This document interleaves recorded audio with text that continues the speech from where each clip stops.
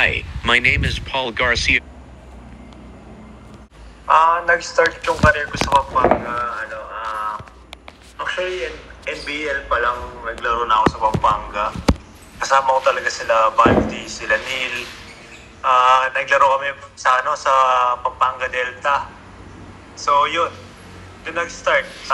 Simula nun na nakilala ko na sila Gob. Dati pa naman kilala ko na sila Gob. So yun, nung college ko, yung last year ko, bigla akong kinontak nila Gob na maglaro daw ako para sa hometown ko. Yun, at naglaro naman ako. Ayun, maraming pasasalamat ko kay Gob Delta dahil sila nagbigay sa akin ng chance para makapaglaro sa Pampanga. Actually, may pre-season pa kami sa NU nun eh. Nasa PhilOil pa ako, naglalaro pa kami ng PhilOil. So yun, bigla akong tinawagan ni Tatay Gob. Pinapunta ako sa convention, kinausap niya ako. Yun, yan. Siyempre, gusto kong tulungan yung Pampanga na mag-champion kami nung season na yun. Kaya yun, yung choice ko na i-forgo yung last season ko sa NU. Kaya yun. Siyempre, napakasarap sa feeling yung mag-champion ako na unang season sa PBL. Siyempre, PBL is a big league actually at sobrang daming team. Ang daming competitive na player na gusto mag-champion. Diyan yung feeling ko na yun, hindi mo talaga ma-describe na nung nandun ka sa moment na yun kasi pinaghirapan mo yun eh. Pinaghirapan mo ng whole year. Yung hawak mo na yung trophy tsaka yung ring mo, napakasarap sa paramdam. Si Balti as a teammate, napaka-ano ni Balti eh. Pag teammate mo si Balti, ano ka talaga, like, anong tawag doon, gaganahan ka actually kasi si Balti isa yan sa mga maaga pupunta sa training namin. Actually, maaga talaga kami ni Balti na sa training namin, nag-extra na kami before yung training. Actually, ginagawa namin yun, high school pa lang kami ni Balti, magkasama na kami. So, yun, sobrang dali ng basketball pagkasama mo si Balti sa loob actually. Naging teammate ko si Balti sa NU sa high school. Si Balti talaga yung kabatch ko sa high school. Medyo nagano lang siya. Medyo matanda lang siya sa akin kaya naiwan ako sa NU nung time na yun. May playing year pa ako. So si Balti, lumipat na siya na Lasal. Kaya kami naghiwalay. Sa one-on-one siguro, syempre, kaya ko naman siguro labanan si Balti. Kaya ko naman siguro siya talunin. Siyempre, may kanya-kanya kaming advantage si Balti. Siyempre, pag dinala niya siguro ako sa post, medyo advantage siya. Pero pag sa labas kami naglaro, siyempre, advantage siya kasi wingman ako, medyo weaker akong konti kay Balti. Yun siguro. Depende sa advantages namin kung sinong mananalo sa amin, kung sino makapag-maximize na.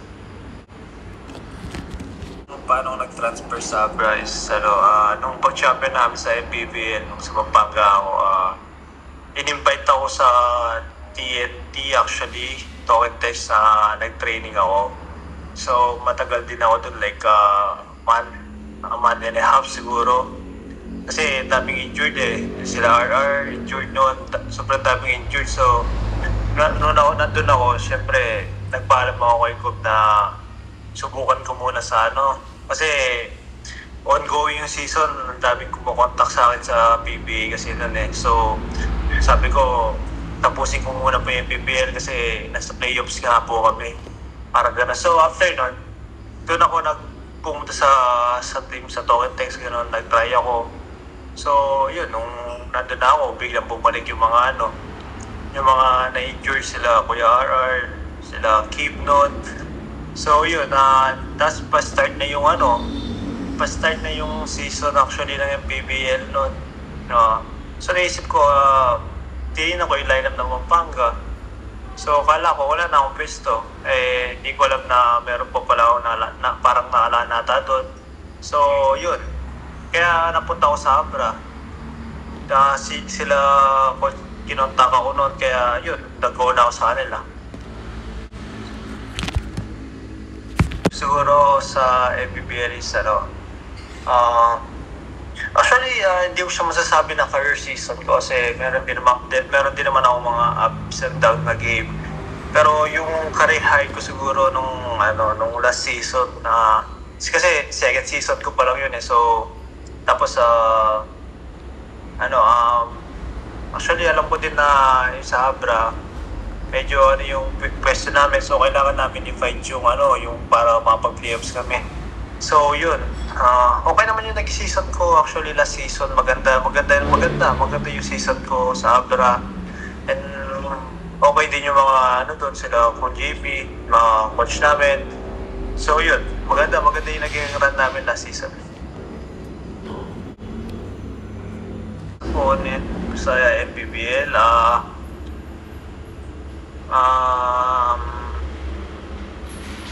siguro para sa akin sila syempre si Balti, siya na doon kasi na-experience ko ng mga laban siya last season. Sila Archie, tsaka sila MJ, yan talaga pinakamahirap actually. Kasi hindi ko naman sinasabing kahit kababayan mo sila, pero iba yung talaga mga pamambakan pagdating sa basketball. Ang hirap nila bantayan actually. So super athletic, super bilis, gano'n. Kaya for me sila yung top 3 ko. Pinakamarami ako natutunan sa Abra is syempre si Kuya Marky. Kuya Mark, ang dami ng naging experience sa basketball, sa lahat ng liga actually. Si Kuya Mark, ang dami niya sinishare nung nandun magkasama kami sa Abra. Nagpapaturo ako sa kanya ng mga tactics, sa game namin kung paano ko i-apply yung advantage ko, parang gano'n. Yun, tinuturuan niya ako. Actually, nag-extra din kami ni Kuya Mark nung nasa Abra ako. Tinuturuan niya ako sa box out, gano'n, paano dumiskarte sa loob ng court.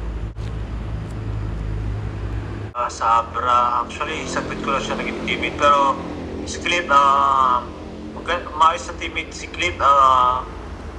Darating na lang sa'yo yung bola kasi one of the best siya talaga eh. Actually, sa point guard, actually, malaking potential ni Clint. Nakita naman natin na season MVP sa NC. Tapos champion din, di ba? So yun, sabi ko lang kay Clint na napakalaking potential ni Clint. Sa Pampanga naman, actually, Christmas pa lang pinapabalik na ako ni Tatay Cobb eh. Pinabalik niya ako. Actually, di pa ako ready nun. Nasa bakasyon pa nga ako nun eh. Katapos na ng Pasko. So, sabi niya sa akin, balik ka na Pampanga, gano'n. Siyempre, hindi ko maintindihan si Tatay Cobb.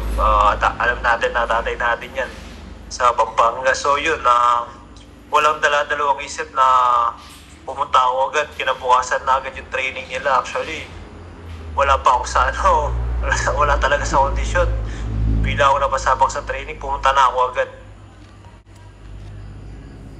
Number 9 kasi nung nasa NU ako, idol, yun yung first jersey na binigay sa akin ng NU nung bago ako sa actually hindi ko siya pinili eh.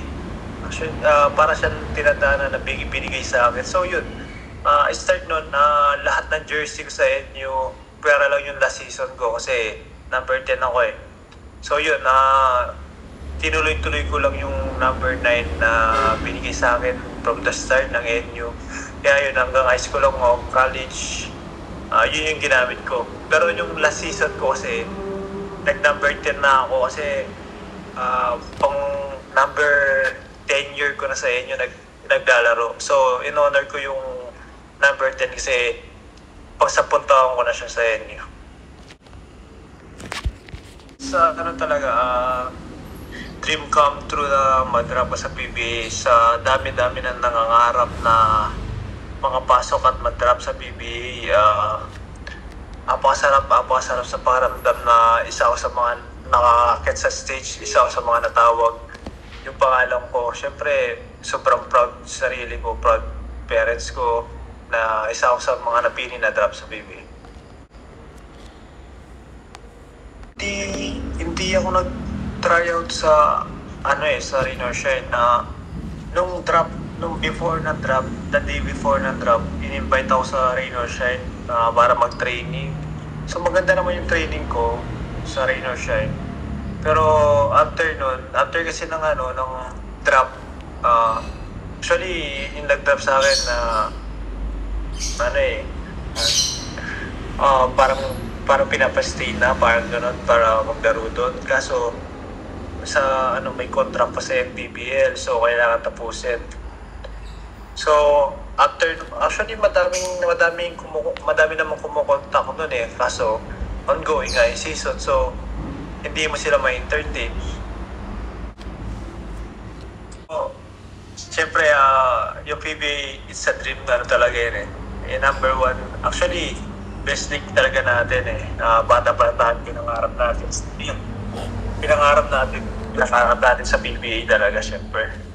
So pero as of now yung MPBL naman medyo dumidikit naman sa MPBL sa salary, sa league. Actually mas sobrang competitive talaga. Napaka-competitive, nakita ko napaka-competitive sa MPBL. So sa PBA, syempre, pag nabigyan tayo ng chance, why not, di ba? Pag free tayo na pwede talagang may kumuha sa atin, syempre, go natin. Pero, as of now, focus na muna talaga tayo sa team natin ngayon. Starting five ko sa all-time ko na naging teammate, point guard ko siguro,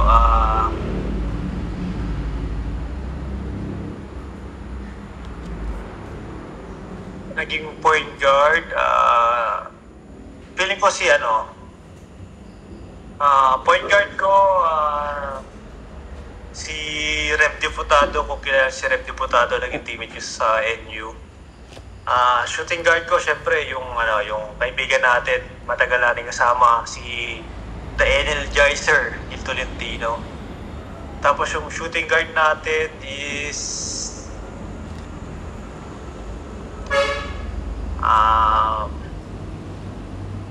yung small forward natin hirap, ang dami kasi natin magaling naging teammate sinong kaya actually gagawin kong Tres si Balti, small forward ko, tapos yung magiging power forward ko si Isagaye, naging teammate ko sa NU. Tapos yung pinakalas, yung center, yung actually best friend ko ngayon na nasa NU pa rin, na si Omar Jan.